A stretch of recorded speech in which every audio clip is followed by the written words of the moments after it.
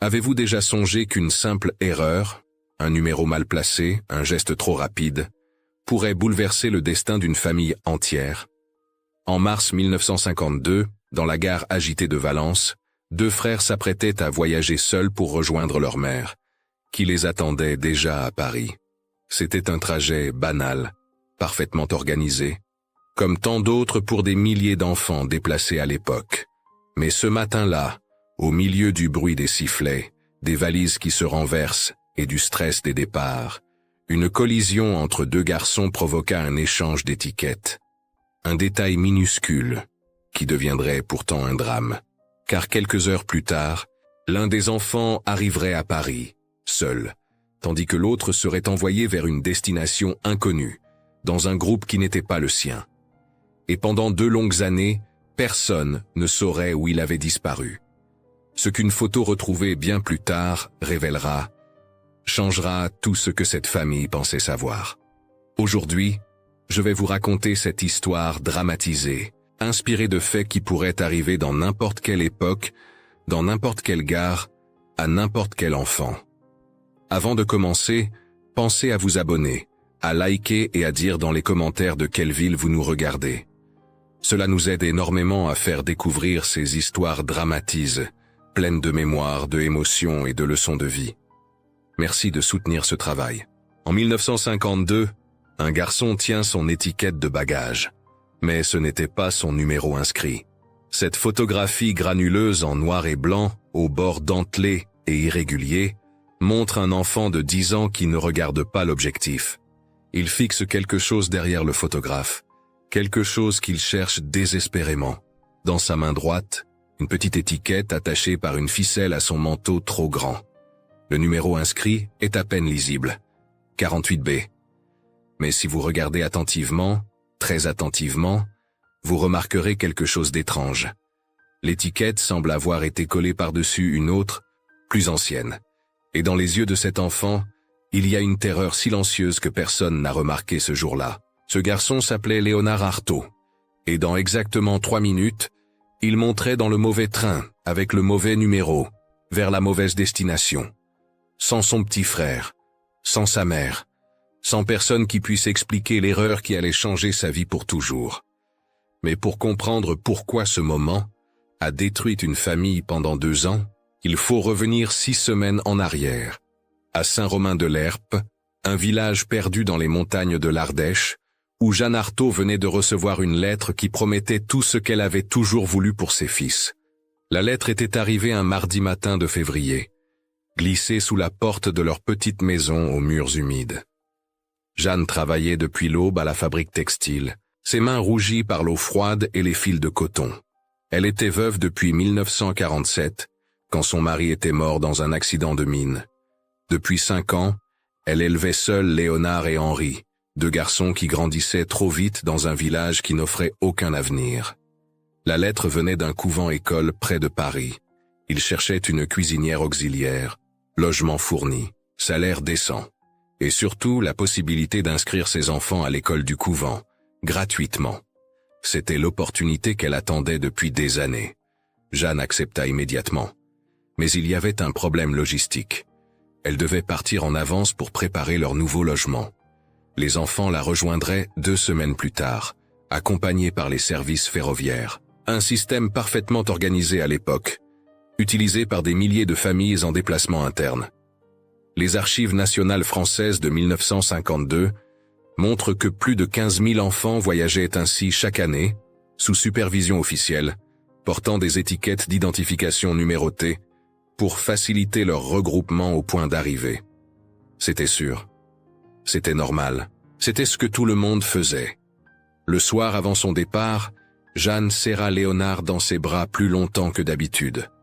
Son fils aîné, si sérieux pour ses 10 ans, si silencieux. Il observait toujours plus qu'il ne parlait, comme s'il portait déjà le poids du monde sur ses petites épaules. Elle lui donna une seule instruction, claire et simple. « Léo, écoute-moi bien. Tu t'occupes de ton petit frère. Tu ne lâches pas sa main, jamais. Même si quelqu'un te dit de le faire. D'accord ?»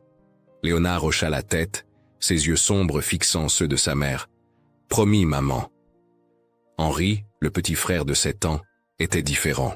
Fragile, timide, toujours caché derrière Léonard. Il ne comprenait pas vraiment ce qui se passait, mais il savait qu'il devait rester près de son grand frère. C'était son protecteur, son héros, la seule personne qui le rassurait quand leur mère travaillait tard.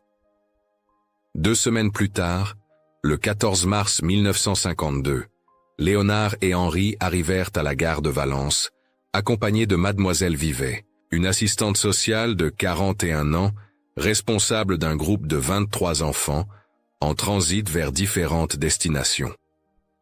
Les registres ferroviaires de cette journée montrent qu'il y avait une confusion inhabituelle à la gare ce jour-là. 3 trains étaient en retard à cause d'une panne sur la ligne principale, créant un embouteillage de passagers et de bagages. Mademoiselle Vivet était une femme consciencieuse mais débordée.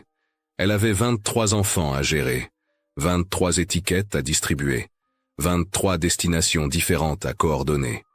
Elle n'était pas cruelle, juste fatiguée. Trop fatiguée pour vérifier 2 fois.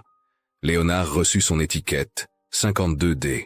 Destination: Paris, gare de Lyon, pour retrouver sa mère Jeanne Arthaud. Henri reçut la sienne, 53D. Même destination, même groupe. Simple, organisé, sans risque. Jusqu'à ce qu'un autre garçon arrive en courant. Pierre Giraud avait 11 ans, grand pour son âge, maladroit, paniqué parce qu'il était en retard. Il courait à travers la foule avec sa valise qui cognait contre ses jambes. Il ne vit pas Léonard. Il le percuta de plein fouet. Les 2 garçons tombèrent. 3 étiquettes se détachèrent et tombèrent au sol. Mademoiselle Vivet se précipita, ramassa les étiquettes rapidement et les redistribua sans vraiment vérifier. Le train allait partir dans 5 minutes. Pas le temps. Pas le temps de vérifier les numéros. Pas le temps de demander les noms. Léonard se releva et regarda son étiquette. 48B. Ce n'était pas son numéro. Mais il était trop timide pour le dire à voix haute. Il pensa que peut-être l'assistante sociale avait changé quelque chose. Peut-être que c'était normal. Il ne voulait pas poser de questions et ralentir tout le monde. Pierre Giraud, lui, repartit avec l'étiquette 52D attachée à son manteau. Et Henri gardait la sienne, 53D. Personne ne remarqua l'erreur. La gare était bruyante, pleine de cris d'enfants et de sifflets de train. Mademoiselle Vivet criait des instructions en essayant de rassembler son groupe. Léonard tenait fermement la main de son petit frère, comme sa mère le lui avait demandé. Mais alors qu'ils avançaient vers les quais, quelque chose se produisit. L'étiquette d'Henri se détacha légèrement de son manteau. La ficelle était mal nouée. Léonard s'arrêta pour la réattacher correctement, ses doigts maladroits essayant de refaire le nœud. C'est à ce moment-là que Mademoiselle Vivet cria « Dépêchez-vous! Les numéros indiquent vos wagons. Regardez vos étiquettes et montez !» Léonard leva les yeux. La foule d'enfants se divisait vers différents wagons. Il regarda son étiquette. 48B. Il chercha le panneau correspondant. Wagon 3. Il chercha Henri. Son petit frère était juste à côté de lui. Ou du moins, il l'était il y a 2 secondes. Mais maintenant, dans la marée d'enfants qui se pressaient vers les portes, Henri avait disparu de sa vue. « Henri !» Léonard cria, mais sa voix se perdit dans le chaos. Le sifflet du train retentit, 1 minute avant le départ. Il chercha désespérément, tournant la tête dans tous les sens, et puis il le vit. Henri, petit, perdu, pleurant, poussé par la foule vers un autre wagon. Léonard voulut courir vers lui, mais un fonctionnaire ferroviaire le saisit par l'épaule. « Ton wagon, petit. Numéro 48B, wagon 3. Allez, monte !»« Mais mon frère. »« Ton frère est dans son wagon, ne t'inquiète pas, vous vous retrouverez à l'arrivée. » Le fonctionnaire était gentil, pensant bien faire. Il ne savait pas. Il ne pouvait pas savoir. Léonard monta dans le wagon 3, le cœur battant, cherchant encore Henri à travers les fenêtres. Il le vit une dernière fois, montant dans un autre wagon plus loin sur le quai. Les portes se fermèrent. Le train démarra. Et Léonard Arthaud, 10 ans, avec une étiquette qui n'était pas la sienne, partit vers une destination qu'il ne connaissait pas, sans son petit frère, sans comprendre ce qui venait de se passer. Dans le wagon, il était entouré d'enfants qu'il ne connaissait pas. Ils parlaient entre eux, excités ou nerveux. Léonard restait silencieux, regardant par la fenêtre les paysages qui défilaient. Il ne savait pas encore qu'il ne reverrait pas sa mère pendant 2 ans. Il ne savait pas encore qu'Henri arriverait seul à Paris, sans lui, et que Jeanne le chercherait partout sans jamais le trouver. Il ne savait pas encore que ce moment dans la gare de Valence, ce simple accident, cette étiquette échangée, allait devenir le souvenir le plus douloureux de son enfance. Mais il sentait quelque chose, une terreur sourde qui grandissait dans son ventre. Quelque chose n'allait pas. Et dans 3 heures, quand le train s'arrêterait dans une ville qu'il ne reconnaîtrait pas, cette terreur deviendrait réalité. Le train s'arrêta à Auxerre 3 heures plus tard. Léonard ne savait même pas où c'était. Il n'avait jamais entendu parler de cette ville. Ce n'était pas Paris.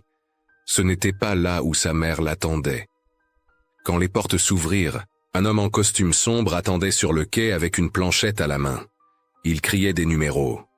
48A, 48B, 48C, groupe 48, par ici. Léonard descendit lentement, serrant sa petite valise contre sa poitrine.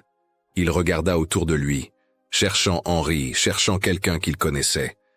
Mais il n'y avait que des inconnus, des enfants fatigués, des adultes pressés, personne qui semblait le chercher. L'homme en costume s'approcha de lui, vérifia son étiquette. 48B. Parfait. Tu es Léonard? Le garçon hésita. Devait-il dire la vérité? Devait-il expliquer qu'il y avait eu une erreur? Mais comment expliquer quelque chose qu'il ne comprenait pas lui-même? Il hocha simplement la tête. Bien. Tu vas chez les Merciers, des gens bien. Ils ont une ferme à 15 kilomètres d'ici. Tu aideras aux récoltes et tu iras à l'école du village. Allez, monte dans le camion. Léonard essaya de parler. Monsieur, je crois qu'il y a une erreur. Ma mère m'attend à Auxerre, oui. Les papiers sont en ordre.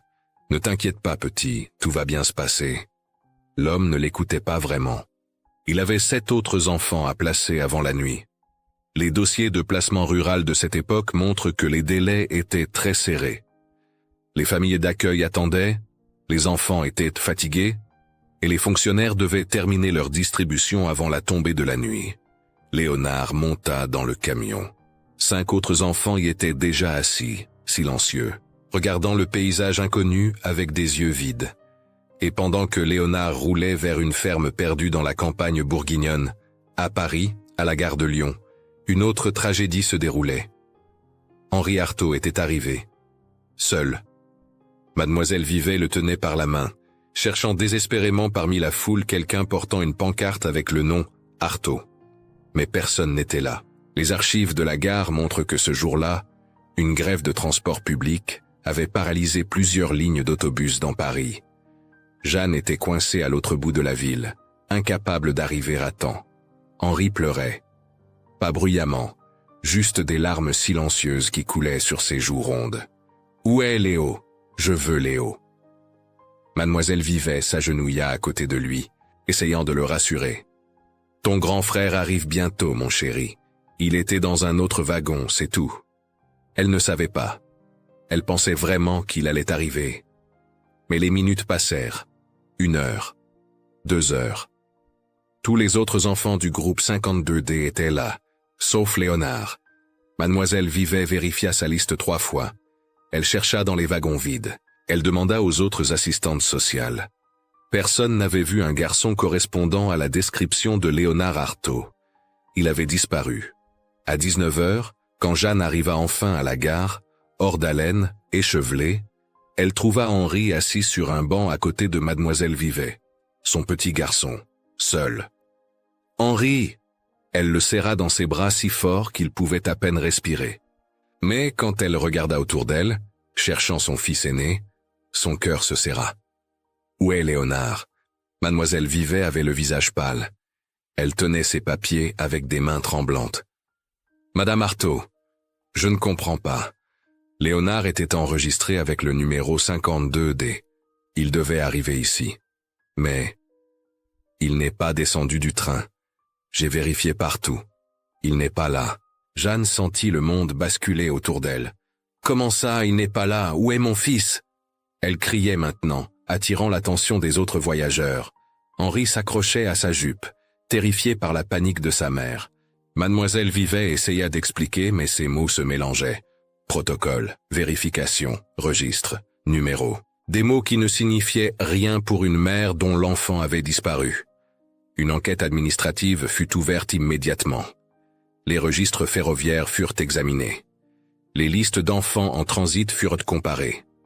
Mais dans le chaos de ce jour de mars 1952, avec 3 trains en retard et des centaines d'enfants déplacés, retrouver la trace d'un seul garçon semblait impossible.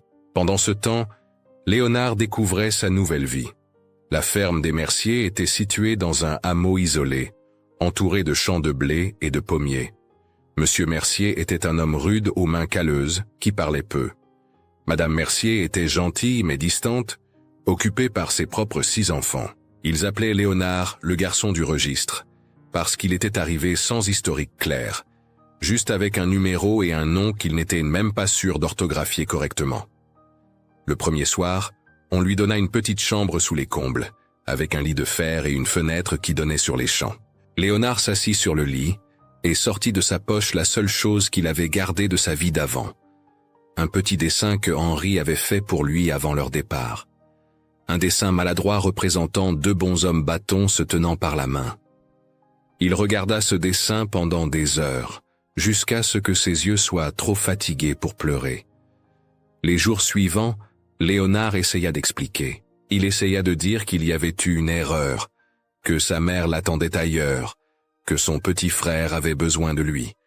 Mais personne ne l'écoutait vraiment. Monsieur Mercier pensait que c'était juste la nostalgie normale d'un enfant déplacé. Madame Mercier lui disait gentiment que tout s'arrangerait avec le temps. L'école du village fut informée qu'un nouvel élève arriverait. L'instituteur, Monsieur Blanc, reçut un dossier incomplet avec juste le nom Léonard et le numéro 48B. Pas d'adresse précédente, pas de bulletin scolaire, pas d'information médicale. Juste un garçon silencieux qui regardait par la fenêtre pendant les leçons. Les autres enfants de l'école essayèrent de l'intégrer, mais Léonard restait distant. Il ne jouait pas pendant les récréations. Il ne riait pas aux blagues. Il attendait quelque chose, mais il ne savait pas quoi. À Paris, Jeanne ne dormait plus. Elle passait ses journées à écrire des lettres aux préfectures, aux gares, aux services sociaux, aux orphelinats, à toutes les institutions qui pourraient avoir trace de son fils. La plupart des lettres restaient sans réponse. Quelques-unes revenaient avec des formules polies et inutiles. Nous n'avons pas d'informations sur cet enfant dans nos registres. Les enquêtes administratives de l'époque montrent que des dizaines de cas similaires se produisaient chaque année. Des enfants mal orientés, des numéros échangés, des familles séparées par des erreurs bureaucratiques. Le système n'était pas mauvais par intention, juste débordé. Mais pour Jeanne, ces explications ne signifiaient rien. Son fils avait disparu, et personne ne semblait capable de le retrouver. Henri, pendant ce temps, se réfugiait dans le silence. Il avait été placé temporairement dans un pensionnat du couvent où Jeanne travaillait. Il allait à l'école, mangeait ses repas, dormait dans un dortoir avec d'autres garçons, mais il ne parlait presque pas. La nuit, il faisait le même cauchemar. Il voyait Léonard dans la gare, s'éloignant dans la foule, disparaissant. Et quand il se réveillait en pleurant, personne ne pouvait le consoler. Jeanne le serrait dans ses bras, lui promettait qu'il retrouverait Léonard. Mais elle ne savait pas comment tenir cette promesse. Les mois passèrent, l'été arriva. Léonard travaillait maintenant dans les champs, aidant à la récolte des pommes. Il avait appris à ne plus poser de questions, à ne plus espérer. Il faisait ce qu'on lui demandait. Il allait à l'école, il mangeait, il dormait. Mais chaque nuit, il touchait le dessin de Henri caché sous son oreiller. Et il se demandait si son petit frère se souvenait encore de lui. Ce qu'il ne savait pas, c'est qu'à Paris, Jeanne venait de prendre une décision. Elle n'attendrait plus les réponses des administrations. Elle n'attendrait plus que quelqu'un d'autre retrouve son fils. Elle le chercherait elle-même, village par village, ferme par ferme. S'il le fallait, elle parcourrait toute la France. Mais comment chercher un enfant quand on ne sait même pas où il a été envoyé? La réponse viendrait 2 ans plus tard, d'un endroit inattendu, d'une simple photographie prise à la gare de Lyon, retrouvée dans une archive administrative lors d'une révision nationale des placements d'enfants. Une photographie qui montrerait un garçon tenant une étiquette. L'étiquette 48B, l'étiquette qui n'était pas la sienne. 2 ans passèrent comme une éternité. 1952 devint 1953, puis 1954. Pour Jeanne, chaque jour était une bataille contre le désespoir. Elle travaillait au couvent le jour, économisait chaque centime. Et le soir, elle écrivait. Des lettres, des dizaines, puis des centaines de lettres. Elle contacta toutes les préfectures de France, tous les services sociaux régionaux, tous les orphelinats, les écoles, les familles d'accueil enregistrées. Les réponses étaient rares. Et quand elles arrivaient, elles étaient toutes semblables. Nous n'avons aucune trace d'un enfant correspondant à cette description. Comment pouvait-il simplement disparaître? C'était la question qui la hantait chaque nuit. Henri grandissait. À 9 ans maintenant, il était devenu un garçon silencieux, trop sérieux pour son âge. Il ne parlait jamais de Léonard, mais Jeanne le surprenait parfois en train de dessiner 2 bonshommes bâtons se tenant par la main. Les mêmes dessins qu'il faisait avant, encore et encore. Un soir de janvier 1954, alors que Jeanne rentrait du travail sous une pluie glaciale, elle trouva une lettre différente dans sa boîte. L'entête était officielle. Ministère de la Santé et de la Population, Service de protection de l'enfance. Ses mains tremblaient en ouvrant l'enveloppe. La lettre expliquait qu'une révision nationale des dossiers de placement d'enfants était en cours. Suite aux nombreuses réclamations de familles concernant des erreurs administratives, une commission avait été formée pour examiner tous les cas problématiques de 1952, et il voulait revoir le dossier de Léonard Artaud. Jeanne lut la lettre 3 fois, incapable de croire ce qu'elle voyait. Était-ce possible? Après 2 ans de silence, quelqu'un allait enfin chercher son fils? Elle écrivit immédiatement une réponse détaillée. Elle expliqua tout. Le voyage prévu, les numéros d'étiquette, l'arrivée de Henri sans Léonard. Tout ce qu'elle savait, tout ce qu'elle avait découvert pendant 2 ans de recherche désespérée. Pendant ce temps, à Auxerre, Léonard avait 12 ans maintenant. Il était devenu un garçon taciturne, travailleur, qui ne causait jamais de problème. Monsieur Mercier disait qu'il était un bon petit gars, ce qui dans sa bouche était un grand compliment. Mais Madame Mercier voyait autre chose. Elle voyait un enfant qui ne riait jamais vraiment. Un garçon qui regardait les trains passer au loin avec une expression qu'elle ne pouvait pas déchiffrer. Quelque chose entre l'espoir et la résignation. Un jour, pendant la récolte des pommes en septembre 1953, elle s'était assise à côté de lui sous un pommier. « Tu penses encore à ta famille, n'est-ce pas ?» Léonard n'avait pas répondu tout de suite. Il avait continué à trier les pommes, séparant les bonnes des abîmées. Puis, doucement, « Mon petit frère avait peur du noir. Je lui racontais des histoires pour qu'il s'endorme. » C'était la première fois qu'il parlait vraiment de sa vie d'avant. Madame Mercier avait touché son épaule avec maladresse. Peut-être qu'un jour. Mais elle n'avait pas terminé sa phrase. Que pouvait-elle dire? Elle-même ne comprenait pas comment un enfant pouvait simplement être perdu dans le système. Les mois continuèrent. L'hiver 1953 fut particulièrement rude. Léonard apprit à couper du bois, à réparer les clôtures, à traire les vaches. Il allait toujours à l'école du village où Monsieur Blanc remarquait qu'il était doué en calcul, mais qu'il ne participait jamais aux discussions. Dans ses cahiers, Léonard dessinait parfois dans les marges. Toujours la même chose. 2 silhouettes se tenant par la main. À Paris, en mars 1954, exactement 2 ans après la disparition, Jeanne reçut une nouvelle lettre de la commission. Cette fois, elle contenait quelque chose d'extraordinaire. Une photographie. La photo était floue, granuleuse mais reconnaissable. Elle montrait l'intérieur de la gare de Lyon le jour du départ, et au centre, un garçon de 10 ans tenant une étiquette. Jeanne regarda la photo pendant plusieurs minutes sans respirer. C'était Léonard, son visage plus mince qu'elle ne s'en souvenait, ses yeux écarquillés, sa petite valise serrée contre lui. Mais ce qui la frappa, ce qui lui coupa le souffle, c'était l'étiquette qu'il tenait dans sa main. 48B, pas 52D, 48B. La lettre accompagnant la photo expliquait Cette photographie a été retrouvée dans les archives photographiques de la SNCF. Elle fait partie d'un reportage documentaire sur les déplacements d'enfants réalisé en mars 1952. L'analyse des registres ferroviaires montre que le groupe 48B était destiné à la région d'Auxerre, pour des placements ruraux temporaires. Jeanne relut la phrase 3 fois. Auxerre. Son fils était peut-être à Auxerre depuis le début. Elle courut jusqu'au bureau du couvent, demanda à parler à la directrice. Elle expliqua tout, la photo, la piste, le groupe 48B. La directrice, une femme sévère mais juste, regarda la photographie longuement. Auxerre, c'est grand. Il faut savoir exactement où il a été placé. Alors on cherchera partout, toutes les fermes, toutes les familles. S'il le faut, je frapperai à chaque porte. La directrice hocha la tête. Je vais écrire aux services sociaux d'Auxerre. Avec cette photographie et le numéro 48B, il devrait pouvoir retrouver le dossier de placement. 2 semaines plus tard, la réponse arriva. Le service social d'Auxerre confirmait qu'un garçon nommé Léonard avait été placé chez la famille Mercier en mars 1952, dans le cadre du groupe 48B. L'adresse exacte était fournie. Jeanne lut l'adresse, la relut, la toucha du bout des doigts, comme si elle pouvait disparaître.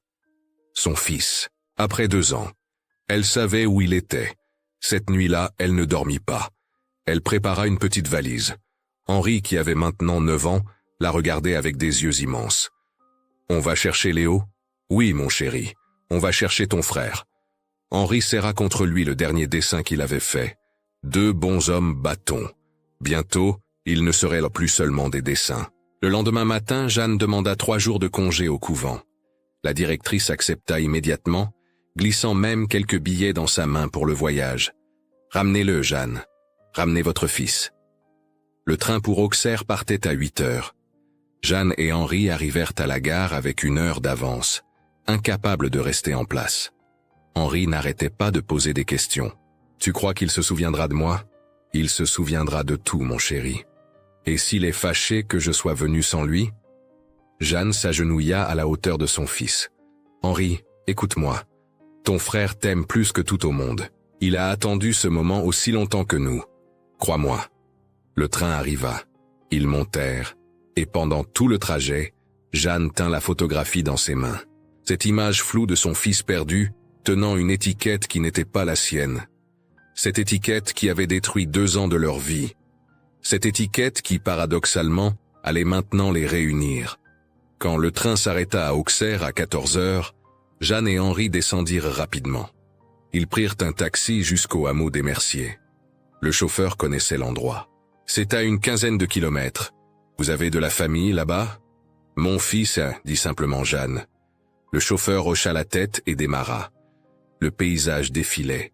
Des champs, des pommiers, des fermes isolées.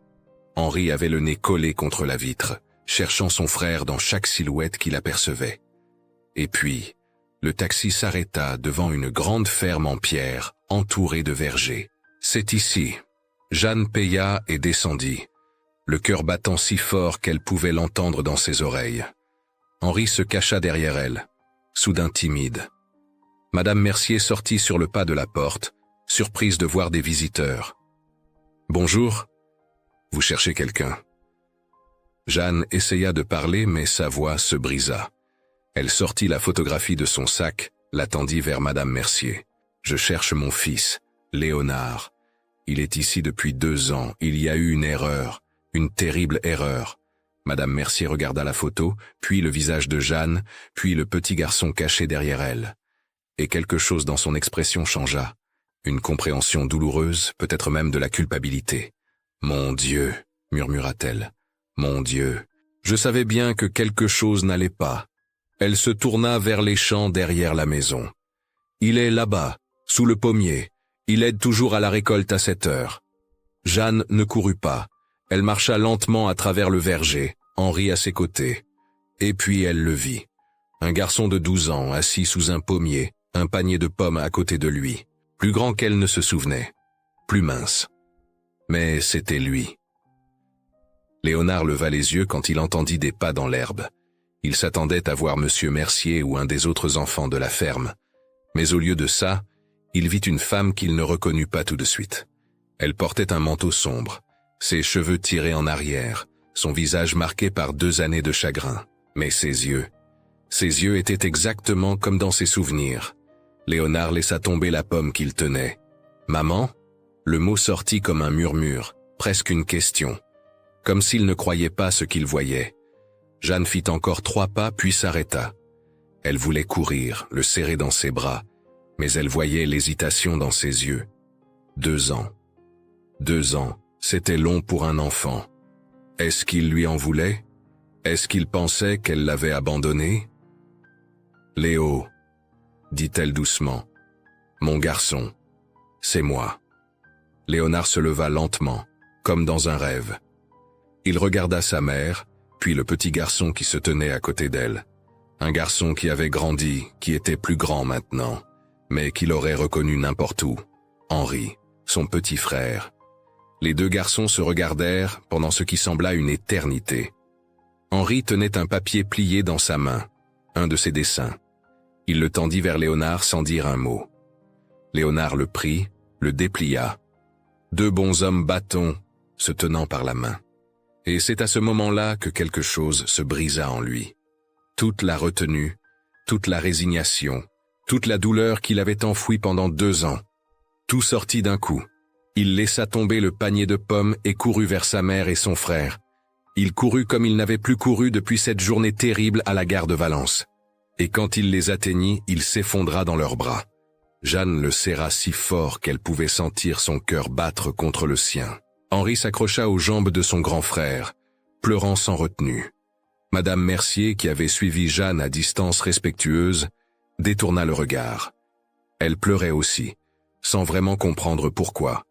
Peut-être parce qu'elle avait toujours su, au fond d'elle, que ce garçon silencieux n'était pas à sa place ici. Léonard ne pouvait pas parler. Il essayait, mais les mots restaient coincés dans sa gorge. Finalement, entre 2 sanglots, il réussit à dire « Je suis désolé, je suis tellement désolé. J'ai perdu Henri, je lui avais promis, je t'avais promis. » Jeanne le prit par les épaules, le força à la regarder. « Non, non, mon chéri, ce n'était pas ta faute, tu entends? Ce n'était pas ta faute. Mais tu m'avais dit de ne pas lâcher sa main. Et je l'ai perdu. Tu ne l'as pas perdu, Léo. C'est nous qui t'avons perdu. Mais maintenant, on t'a retrouvé. » Henri tira sur la manche de Léonard. « Léo, tu te souviens encore de moi ?» Léonard se tourna vers son petit frère, toucha son visage comme pour s'assurer qu'il était réel. « Chaque jour, Henri. Je me suis souvenu de toi chaque jour. » Ils restèrent là, tous les 3 enlacés sous le pommier, pendant plusieurs minutes. Autour d'eux, le monde continuait. Les oiseaux chantaient. Le vent faisait bruire les feuilles. La vie normale d'un après-midi de septembre. Mais pour eux, c'était comme si le temps s'était arrêté. Madame Mercier s'approcha finalement, s'éclaircissant la gorge doucement. « Madame, vous devez comprendre. Nous ne savions pas. Si nous avions su qu'il y avait eu une erreur. » Jeanne se tourna vers elle. Elle aurait pu être en colère. Elle aurait pu accuser, crier, demander des explications. Mais en voyant le visage de cette femme, elle vit seulement une autre mère qui avait fait ce qu'elle pensait être juste. « Vous l'avez bien traité? Oui, il a travaillé dur. Mais nous l'avons nourri, habillé, envoyé à l'école. Alors je vous remercie. Pour avoir pris soin de lui quand je ne pouvais pas. » Les mots étaient difficiles à dire, mais Jeanne les dit quand même. Parce que c'était vrai. Ces gens n'étaient pas des monstres. Ils n'avaient simplement pas su. Monsieur Mercier arriva du champ voisin, attiré par le bruit. Quand Madame Mercier lui expliqua la situation, il resta silencieux un long moment. Puis il posa sa main rugueuse sur l'épaule de Léonard. « Tu es un bon garçon, Léonard. J'espère que ta mère le sait. » Léonard hocha la tête, incapable de parler. Le reste de l'après-midi passa dans un brouillard émotionnel. Jeanne expliqua toute l'histoire. L'erreur à la gare, les étiquettes échangées, les 2 années de recherche. Madame Mercier apporta le dossier de placement de Léonard, qu'elle avait gardé dans un tiroir de la cuisine. En le lisant, tout devint clair. Le numéro 48B, la destination Auxerre, l'affectation à la famille Mercier. Tout était là, noir sur blanc. Un système bureaucratique parfait, basé sur une seule erreur, la mauvaise étiquette.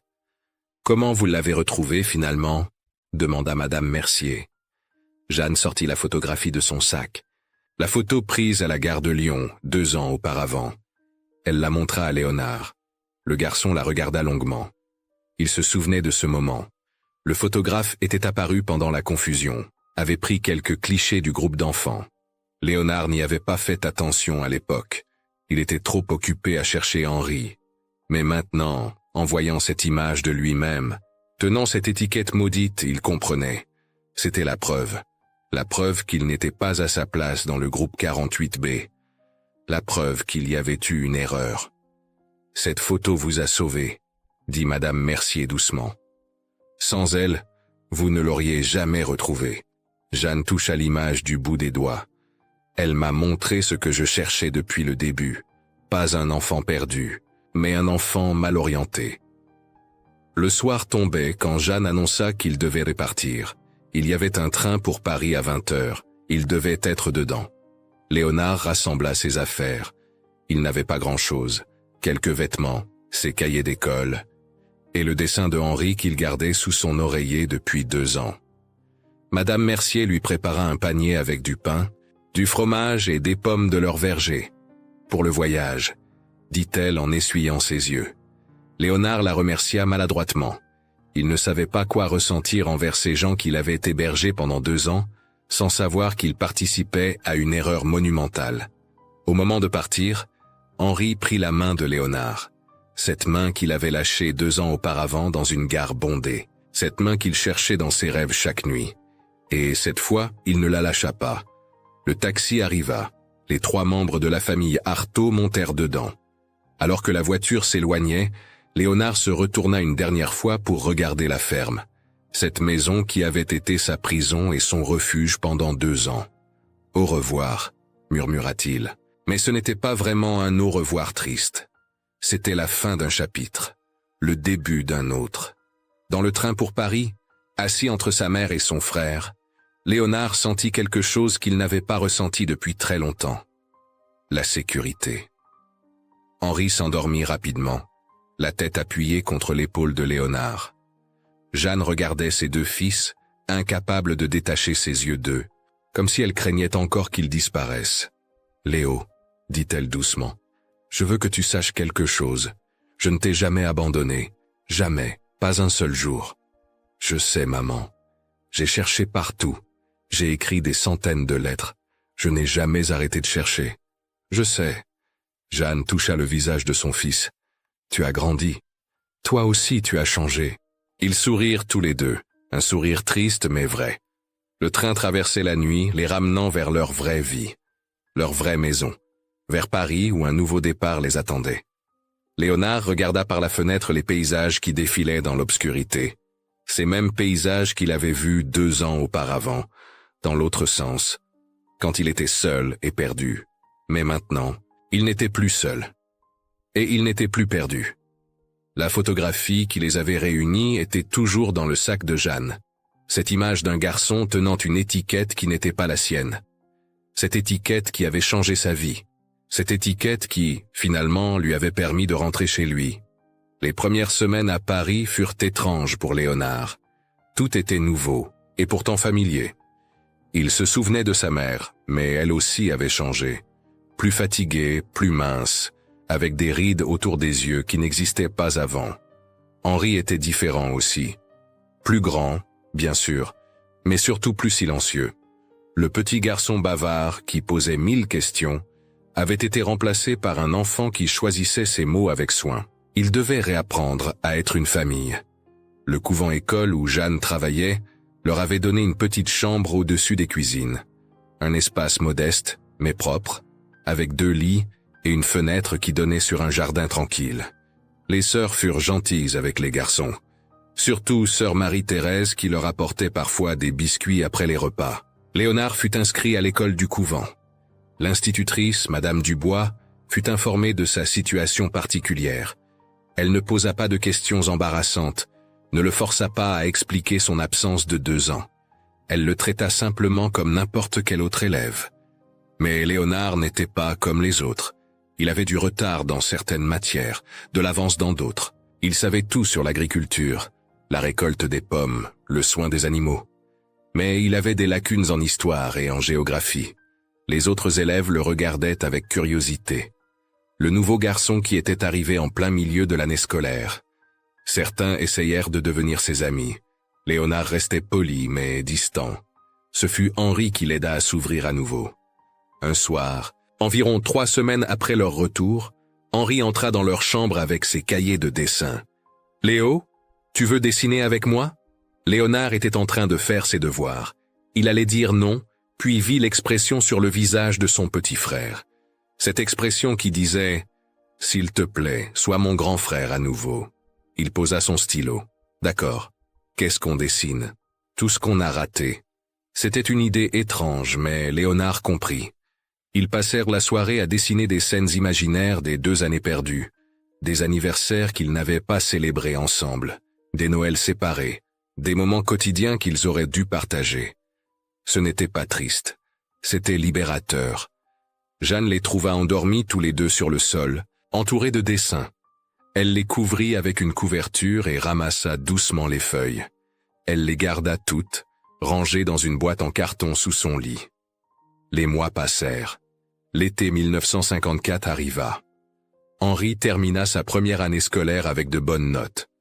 Léonard, malgré son retard, réussit à rattraper le programme grâce à des cours supplémentaires que Madame Dubois lui donnait gratuitement après l'école. Un jour de juillet, Jeanne reçut une lettre officielle. C'était une demande d'entretien de la part de la commission qui avait enquêté sur le cas de Léonard. Il voulait documenter l'histoire complète pour améliorer les procédures de placement d'enfants et éviter que de telles erreurs se reproduisent. Jeanne accepta. Elle amena Léonard avec elle au bureau administratif du 6e arrondissement. Un homme en costume, avec des lunettes rondes et une expression sérieuse, les fit asseoir. « Madame Artaud, Léonard, merci d'être venu. Je m'appelle Monsieur Renaud et je suis responsable de cette enquête. Nous voulons comprendre exactement ce qui s'est passé pour que cela ne se reproduise jamais. » Il posa des questions, beaucoup de questions, sur la gare de Valence, sur les étiquettes, sur les 2 années de séparation. Jeanne répondit à tout avec une précision douloureuse. Léonard lui resta silencieux la plupart du temps. Mais quand Monsieur Renaud lui demanda directement ce dont il se souvenait, il parla. Il parla de la confusion à la gare, de l'étiquette qui n'était pas la sienne, de son arrivée à Auxerre, des merciers qui avaient été gentils, mais qui n'étaient pas sa famille, de la façon dont il touchait le dessin de Henri chaque soir avant de dormir. Monsieur Renaud prit des notes, beaucoup de notes. À la fin de l'entretien, il regarda Jeanne avec une expression que Léonard ne put déchiffrer. Était-ce de l'admiration, de la culpabilité? Madame Artaud, au nom de l'administration française, je vous présente nos excuses les plus sincères. Ce qui est arrivé à votre famille est inacceptable. Le système a failli. Jeanne hocha simplement la tête. Les excuses ne rendaient pas les 2 années perdues. Mais au moins, elle reconnaissait l'erreur. Grâce à votre cas, continua Monsieur Renaud, nous avons identifié 23 autres situations similaires. Des enfants mal orientés, des familles séparées par des erreurs bureaucratiques. Nous sommes en train de tous les résoudre. 23 autres familles qui avaient vécu le même cauchemar. Léonard sentit quelque chose se desserrer dans sa poitrine. Il n'était pas le seul. Ce n'était pas uniquement son histoire. C'était un problème systémique. La photographie que vous avez fournie, dit Monsieur Renaud en regardant Léonard, est devenue un document important pour notre enquête. Elle prouve visuellement l'erreur d'étiquetage. Avec votre permission, nous aimerions l'utiliser dans nos rapports. Jeanne regarda son fils. C'était à lui de décider. Léonard réfléchit. Cette photo le montrait dans son moment le plus vulnérable. Perdu. Seul. Tenant une étiquette qui n'était pas la sienne. Mais elle représentait aussi quelque chose d'autre. La preuve qu'il avait survécu. Qu'il était rentré chez lui. « D'accord, » dit-il finalement. « Si ça peut aider d'autres familles. » Monsieur Renaud sourit pour la première fois. « Vous êtes un garçon courageux, Léonard. » En sortant du bureau, Jeanne prit la main de son fils. « Je suis fier de toi. » Pourquoi ? Parce que tu aurais pu devenir amer, aigri, mais tu as choisi d'aider les autres. Léonard haussa les épaules. Un geste typiquement adolescent. Ce n'est pas de leur faute s'ils ont été perdus aussi. Les années passèrent. 1955, 1956, 1957. Les garçons grandissaient. Henri devint un adolescent joyeux qui aimait le football et dessinait encore, maintenant avec plus de talent. Il rêvait de devenir architecte. Léonard, lui, devint un jeune homme sérieux et travailleur. À 16 ans, il obtint une bourse pour étudier la comptabilité. Il excellait dans les chiffres, dans l'ordre, dans la précision. Peut-être parce qu'il avait vécu le chaos et savait à quel point l'ordre était important. Jeanne vieillit avec grâce. Les années difficiles avaient laissé des marques, mais elle était heureuse. Ses fils étaient avec elle, ensemble. C'était tout ce qui comptait. En 1960, quand Léonard eut 18 ans, M. Renault les contacta à nouveau. Les réformes du système de placement d'enfants étaient complètes. Un nouveau protocole avait été mis en place, avec des vérifications multiples, des photographies obligatoires et un système de suivi familial. Grâce à vous et aux autres familles qui ont témoigné, nous avons transformé tout le système, dit-il lors d'une réunion au ministère. Les familles des 23 autres cas étaient là aussi. Des parents qui avaient retrouvé leurs enfants, des frères et sœurs réunis, des vies reconstruites. Léonard regarda autour de lui et vit sa propre histoire reflétée dans tant de visages. Après la réunion, une femme s'approcha de lui. Elle avait environ 40 ans, avec des yeux gentils. « Vous êtes Léonard Artaud ?»« Oui, je suis Madame Giraud. Pierre Giraud était mon fils. C'est avec lui que vous avez échangé les étiquettes ce jour-là. » Léonard se figea. Pierre Giraud, le garçon qui avait couru dans la gare, le garçon qui avait créé l'erreur involontairement. « Comment va-t-il » demanda Léonard prudemment. Madame Giraud sourit tristement. « Il est en Algérie maintenant, dans l'armée. Mais quand il a appris ce qui s'était passé, il a été dévasté. Il se sentait responsable. »« Ce n'était pas sa faute, » dit Léonard immédiatement. « C'était un accident. Nous étions tous des enfants. Je lui dirai que vous avez dit ça. Je pense que ça l'aidera. » Ils parlèrent encore quelques minutes, ces deux inconnus liés par une erreur qui avait changé des vies. En 1962, Léonard se maria. Une fille qu'il avait rencontrée à l'université, douce et intelligente. Henri fut son témoin. Jeanne pleura pendant toute la cérémonie, des larmes de joie cette fois. Pendant la réception, Henri fit un toast. « À mon frère Léonard, qui m'a tenu la main quand j'étais petit, qui l'a lâché par accident pendant 2 ans, mais qui ne l'a jamais vraiment lâché dans son cœur. » Et tout le monde applaudit. Léonard serra son frère dans ses bras. En 1964, Léonard eut un fils. Il le nomma Henri, comme son frère. Pas pour remplacer mais pour honorer. Et dans le tiroir de sa table de nuit, soigneusement protégée dans une enveloppe, il gardait la photographie. Cette image de lui à 10 ans, dans la gare de Lyon tenant l'étiquette 48B. Il la montrait parfois à son fils quand il était assez grand pour comprendre. « C'était papa quand il était petit ?»« Oui. »« Pourquoi tu as l'air si triste ?»« Parce que j'étais perdu. »« Mais mamie t'a retrouvé ?»« Oui. Mamie m'a toujours retrouvé. » La photographie n'était dans aucun musée, aucune archive publique. Elle était là, dans une maison ordinaire, dans une famille ordinaire. Parce que cette histoire n'appartenait pas à l'histoire officielle. Elle appartenait à eux, à une mère qui n'avait jamais abandonné, à un garçon qui avait survécu à 2 ans de solitude, à un petit frère qui avait attendu, à une famille qui s'était reconstruite, morceau par morceau. L'étiquette 48B n'était plus un symbole d'erreur. C'était devenu un rappel que même dans les systèmes les plus organisés, ce sont les personnes qui comptent. Que l'amour familial résiste aux distances, aux années, aux bureaucraties. Que se perdre ne signifie pas être perdu pour toujours. Et que parfois, le chemin du retour commence avec une simple photographie et la détermination d'une mère qui refuse d'oublier. Jeanne mourut en 1979, entourée de ses fils et de ses petits-enfants. Ses derniers mots furent pour Léonard. « Je t'ai retrouvé. » Et Léonard, maintenant un homme de 37 ans, père de 3 enfants, répondit avec les mots qu'il gardait dans son cœur depuis toujours. « Je sais, maman, tu m'as toujours retrouvé. » La photographie resta dans la famille. transmise de génération en génération, non pas comme un souvenir de douleur, mais comme un témoignage de résilience, un rappel que les erreurs peuvent être corrigées, que les familles peuvent guérir, que 2 ans ne sont rien comparé à toute une vie d'amour, et qu'un garçon avec une étiquette qui n'était pas la sienne a quand même trouvé son chemin vers la maison. Au terme de cette histoire fictionnelle dramatique, il nous reste une vérité profonde. Même quand les systèmes échouent, même quand une simple étiquette suffit à briser une famille, l'amour persiste, patiemment, obstinément, jusqu'à recréer ce qui semblait à jamais perdu. Parfois, la vie nous éloigne, mais elle nous offre aussi des chemins inattendus pour revenir vers ceux qui nous aiment. Et peut-être que la plus grande force d'une famille n'est pas l'absence d'erreur, mais sa capacité à se retrouver malgré elle. Et vous, qu'est-ce que cette histoire vous fait repenser?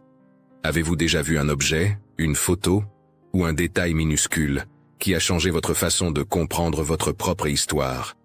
Que signifie pour vous retrouver quelqu'un après des années d'absence, même symbolique? Dans quelle situation de votre vie une simple décision administrative a-t-elle eu des conséquences plus grandes que prévues? Si vous êtes resté jusqu'ici, écrivez le mot « réunion » dans les commentaires. Il sera notre signe silencieux que vous avez accompagné cette famille jusqu'au bout. Dites-nous aussi de quelle ville vous nous regardez. Cela nous aide à sentir la communauté qui se forme autour de ces récits. Et si vous le souhaitez, partagez dans les commentaires une vieille histoire de vos grands-parents, d'un arrière-oncle ou d'un enfant de la famille, quelque chose venu d'un passé lointain qui mérite peut-être d'être raconté un jour ici. Vos récits inspirent nos futures histoires et nourrissent la mémoire collective. Merci d'avoir regardé. N'oubliez pas de vous abonner, de liker, d'activer la cloche et de partager cette vidéo pour que d'autres puissent ressentir ce que vous venez de vivre. Et maintenant, si vous souhaitez aller plus loin, cliquez sur la vidéo qui apparaît à l'écran. Une autre histoire vous attend.